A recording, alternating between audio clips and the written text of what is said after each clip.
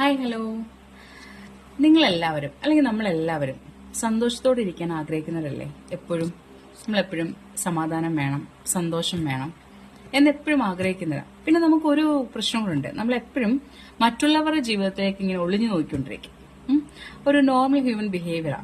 അവർ ലൈഫിൽ എന്ത് സംഭവിക്കുന്നു, അല്ലെങ്കിൽ അവർ ഹാപ്പി ആയിട്ടാണല്ലോ ഇരിക്കുന്നത്, എനിക്ക് എന്തുകൊണ്ട് അത് പറ്റുന്നില്ല, അവർക്കല്ലെങ്കിൽ ഇത്രയും നേട്ടങ്ങൾ ഉണ്ടാവല്ലോ, അച്ചീവ്മെന്റ്സ് ഉണ്ടാവുന്നല്ലോ, എന്തുകൊണ്ട് എനിക്കത് ഉണ്ടാകുന്നില്ല എന്നൊക്കെ എപ്പോഴും നമുക്കിപ്പം എന്താ പറയുക, നമ്മുടെ സിറ്റുവേഷൻ നല്ലതാണെങ്കിൽ പോലും നമ്മുടെ ഈ തോട്ട് പ്രോസസ് ഇങ്ങനെ വന്നുകൊണ്ടേയിരിക്കും.